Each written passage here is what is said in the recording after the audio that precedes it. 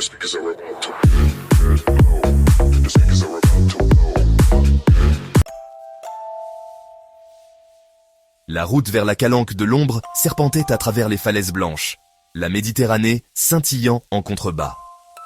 Le soleil frappait le pare-brise, projetant des éclats dorés sur le tableau de bord, tandis que la brise salée s'infiltrait par les fenêtres entr'ouvertes. Chaque virage dévoilait un nouveau panorama, plus saisissant que le précédent. Thomas souriait au volant, le rire de Léa tourbillonnant dans le vent. Leur complicité emplissait l'habitacle, transformant la voiture en bulle de bonheur insouciant. À l'arrière, je regardais la mer défiler, me sentant étrangement distante de leur joie. Le paysage semblait irréel, comme si je l'observais à travers une vitre embuée, séparée de leur enthousiasme. Une ombre subtile s'accrochait à Lisa, intouchée par le soleil. Malgré la lumière éclatante, elle portait en elle une inquiétude silencieuse, invisible aux autres. Ils se garèrent sous un olivier, la crique cachée et parfaite, l'eau claire comme du cristal. Les feuilles bruissaient doucement, promettant un refuge secret loin du monde. Thomas et Léa coururent vers la mer, leurs cris résonnant sur les rochers. Ils semblaient portés par une énergie nouvelle, impatients de goûter à la fraîcheur de l'eau. Je traînais, traçant des motifs dans le sable, mal à l'aise malgré la beauté. Le silence autour de moi amplifiait mon malaise, chaque grain de sable glissant sous mes doigts comme un rappel de mon isolement. La chaleur pesait. L'isolement de la crique devint soudain menaçant. L'air vibrait, presque oppressant, rendant la beauté du lieu étrange et inquiétante. Allez, Lisa, l'eau est incroyable. Viens, tu vas adorer, c'est comme nager dans de la lumière liquide. Je forçai un sourire, les regardant, sentant que je glissais déjà. Leur joie semblait lointaine, presque inaccessible, comme un souvenir d'enfance. Lisa entra finalement dans l'eau, hésitante d'abord, puis portée par le courant doux et la fraîcheur apaisante. Déterminée à chasser sa peur, elle releva la tête, affrontant l'inconnu avec un courage discret. Pendant un instant, ce n'était qu'une plage, juste un après-midi. Le temps semblait suspendu et la mer, immense, effaçait doucement les ombres du passé. L'eau froide secoua Lisa, la ramenant au présent. J'ai nagé au large, laissant la mer apaiser mes soucis. Ils prirent des selfies, capturant un mensonge parfait. 3 amis, éclairés par le soleil et insouciants. Thomas et Léa se dirigèrent vers les rochers, laissant Lisa seule. Je vais juste nager un peu plus loin. Flottant sur le dos, Lisa laissa les vagues la bercer, le monde s'estompant. Depuis les rochers, nous regardions Lisa, une forme sombre dans l'eau scintillante. Le soleil se couchait, peignant le ciel en orange et rose. Quand ils regardèrent à nouveau, la mer était vide. Pas de lutte, pas de cris, juste l'absence. La beauté de la crique devint soudainement froide et menaçante.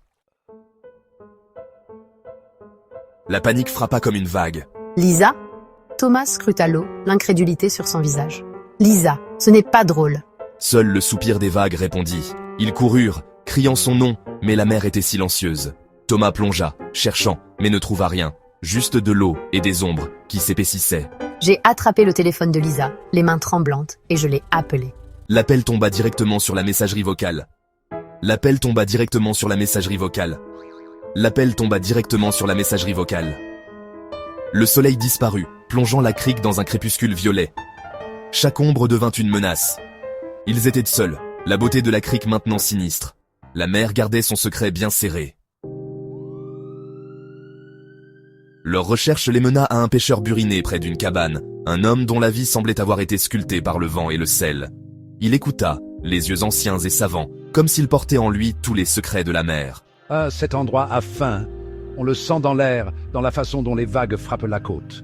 La calanque de l'ombre prend ce qu'elle veut, sans jamais rendre ce qu'elle a volé. Il parla d'une légende, une sirène ou un esprit qui attire les vivants les jours les plus chauds, quand la mer semble paisible mais cache ses dangers. Les anciens du village racontaient que certains soirs, on entendait des chants étranges portés par le vent. Ce n'est qu'une histoire. On se fait peur pour rien, non? Ah, j'ai vu d'autres personnes disparaître. Des amis, des pêcheurs, partis sans laisser de traces. Pas de corps, pas de traces. Juste le silence et la mer qui efface tout. La mer prend, c'est tout. Elle ne rend jamais ce qu'elle réclame. Ces mots les glaçaient, donnant forme à leur peur, transformant la rumeur en menace tangible. La crique n'était plus seulement une plage, c'était un endroit avec un appétit sombre, une faim ancienne. Les vagues en contrebas sonnaient moins comme la paix, plus comme la faim, un grondement sourd et inquiétant. La légende semblait soudainement, horriblement réelle, comme si elle prenait vie sous leurs yeux. La nuit s'installait, lourde de terreur, enveloppant la crique d'un voile d'inquiétude. Le secret de la crique était plus ancien qu'aucun d'eux, et ce soir-là, il semblait prêt à se révéler.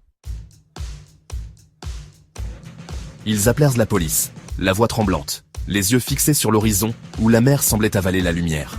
L'attente était insupportable, chaque seconde s'étirant comme une éternité. Une fouille attendrait le lever du jour. Les agents installèrent déjà leur matériel, le sable froid crissant sous leurs pas, tandis que la brume enveloppait la plage d'un voile inquiétant. Je n'arrête pas de faire défiler son téléphone.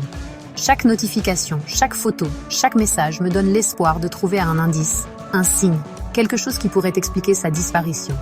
Peut-être qu'il y a quelque chose que nous avons manqué. Un détail caché, un mot de trop ou un silence trop lourd. Puis, une nouvelle publication. Un frisson parcourut le groupe. L'air semblait se figer autour d'eux. Une vidéo, mise en ligne au moment où Lisa a disparu. Le temps s'arrêta, tous les regards rivés à l'écran. Les images, de l'eau, du soleil, du chaos. Des cris étouffés, des ombres mouvantes, la mer déchaînée. Puis, sous la surface, une main pâle et inhumaine qui s'élevait, flottant dans l'obscurité comme un avertissement venu d'ailleurs. Ce n'est pas la main de Lisa. Elle est trop grande, trop étrange. On dirait qu'elle ne devrait pas exister. L'histoire du vieux pêcheur résonnait dans leurs esprits, comme une légende oubliée qui soudain prenait vie sous leurs yeux. Ce n'était pas un accident. Quelque chose de plus sombre rôdait ici, depuis longtemps. La vidéo était la preuve de quelque chose d'impossible. Un secret enfoui sous les vagues, prêt à refaire surface. Le téléphone semblait maudit, la vidéo un message des profondeurs. Un avertissement ou un appel à l'aide? Le mystère ne faisait que s'épaissir. La nuit tombait, et avec elle, la peur grandissait. Qui l'a posté? Était-ce Lisa, ou la chose qui l'a prise? Ou bien quelqu'un d'autre, caché dans l'ombre? Seuls sur la plage sombre, ils réalisèrent. La fin de la crique était réelle. Elle attendait, tapie dans l'obscurité, insatiable. Et elle ne lâcherait jamais.